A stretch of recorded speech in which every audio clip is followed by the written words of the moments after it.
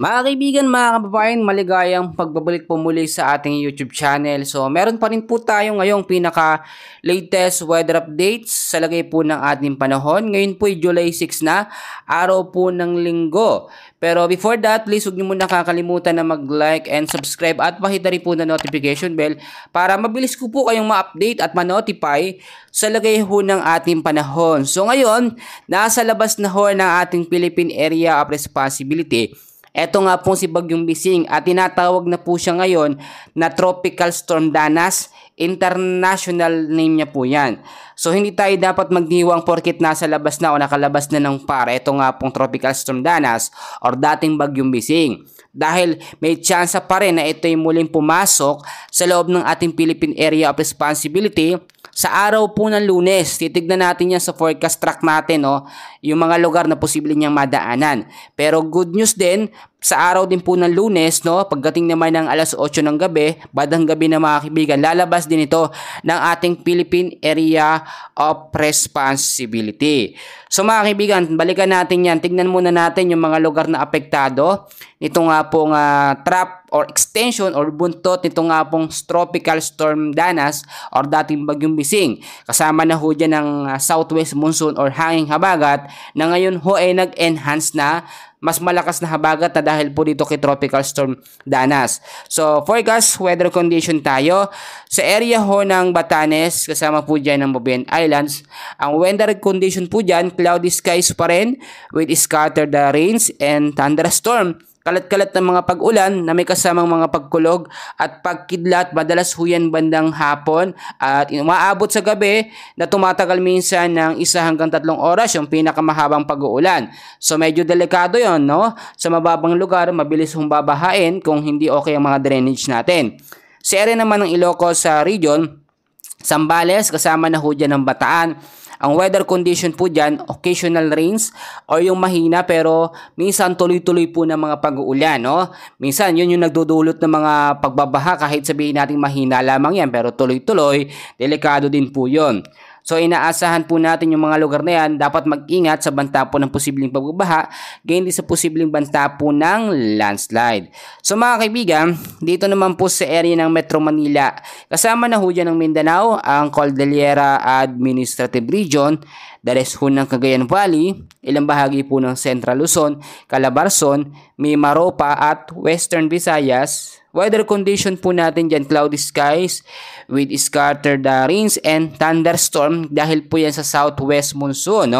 So mag-ingat yung mga lugar na yan sa posibleng banta ng mga pagbabaha, gayon din sa mga posibleng banta po ng landslide. So mga kaibigan, etong sinasabi natin na enhanced habagat or southwest monsoon, pinalakas po ito nito nga pong Tropical Storm Danas dahil kung titignan nyo mga kaibigan, nasa labas man ito, halos magkalapit lang kasi bandang kanluran po na bahagi ng ating bansa itong habagat na nagbibigay ng masamang panahon sa ilang bahagi ng ating bansa at kanlurang bahagi po ng Luzon. So mga kaibigan, bukod dyan sa Bicol region, the rest po ng Visayas, makakaranas pa rin ng maulap na kalangitan na meron din mga isolated rain showers at thunderstorm dahil po sa banta po ng southwest monsoon at habagat or hanging habagat. So mga kaibigan, kung titignan nyo po, ito pong Tropical Storm Danas ay may chance na bumalik nga po. Sinabi ko na sa araw ho ng Lunes. Ipapakita ko sa inyo para din yung mga kababayan natin na nagdududa sa update, maniwala. Ito po yung tinatawag natin na track and intensity forecast para po sa Tropical Storm Danas or dating Bagyong Bising. Tignan nyo mabuti. Bali sa araw po mga kaibigan, mga kababayan, ng July 7 po ng alas 8 ng umaga, 2025, Monday po ito.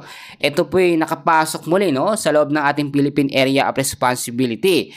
Pero magandang balita dahil mismong araw din ng Lunes, gabi o alas 8 ng gabi ng Lunes, ito ay nakalabas na rin ang ating Philippine Area of Responsibility at dumidireksyon na siya sa bansang Taiwan at ito ay talagang wala na masyadong magiging direktang epekto sa loob ng ating bansa. Pero sa ngayon, nakakaranas pa rin tayo ng masamang panahon dahil sa trap or extension ng kanyang hangin or buntot mga kaibigan. Ito nga pong Tropical Storm Danas. Kasama na dyan yung pag-enhance niya o pagpapalakas niya dito nga po sa habagat. So maging handa pa rin tayo sa mga posibilidad nga po na pwedeng mangyari. So yung mga update natin mga kaibigan, napaka-importante na dapat alam po ninyo. Ngayon, marami nagsasabi kung gaano ba magiging malakas ito nga pong Tropical Storm Danas kapag pumasok na muli sa araw ng Lunes sa loob ng ating Philippine Area of Responsibility. So kung titignan nyo mga kaibigan, ito yung update natin simula ngayon, no? Ay 72 hours. Ito yung pagdating na po ng araw po ng Lunes hanggang sa araw po ng Martes, no? Ay ito po yung may lokasyon na 780 kilometers north of Itbet, Batanes pa rin siya. At lalakas po ito sa 95 kilometers per hour at pagiging isang strong tropical storm. Medyo mas malakas ito mga kaibigan dahil yung hangin ho niya nasa 95 kilometers per hour. Usually pag ganitong lakas ng hangin mga kaibigan, yung mga lugar po na maapektuhan ito, posible o may chance na itaas hanggang signal number 3 to at signal number 2 hanggang signal number 3 yung pinakamataas po dahil sa lakas ng kanyang hangin. Pero thank God, salamat sa Diyos dahil nga po nasa labas na ito ng ating Philippine Area of Responsibility sa mga oras po na yon. So maging alerto pa rin tayo sa mga posibilidad na pwedeng mangyari. Ito pa mga kaibigan, ipapaalala ko din sa inyo, pag sinabi ho natin na enhanced na southwest monsoon or habagat, parang bagyo rin ang epekto nito. Pero itong habagat na ito mga kaibigan, madalas lang yan sa hapon or bandang gabi talaga siya nagbibigay ng mga pag-uulan. Ngayon mga kaibigan, titignan naman natin kung meron po bang panibagong bagyo na mabubuo sa loob ng ating Philippine Area of Responsibility. Dahil kung titignan nyo mga kaibigan, marami tayong nakukuha mga update na after po nitong si Bagyong Bising, no, or Tropical Storm Danas, may panibagong bagyo daw po ba na papasok sa loob ng ating Philippine Area of Responsibility. Sa ating pinaka-latest tropical cyclone threat potential mga kaibigan, meron tayong nakita, no, na low pressure area na mabubuo po sa loob ng ating Philippine Area of Responsibility sa week 1 by July 4 hanggang July 10.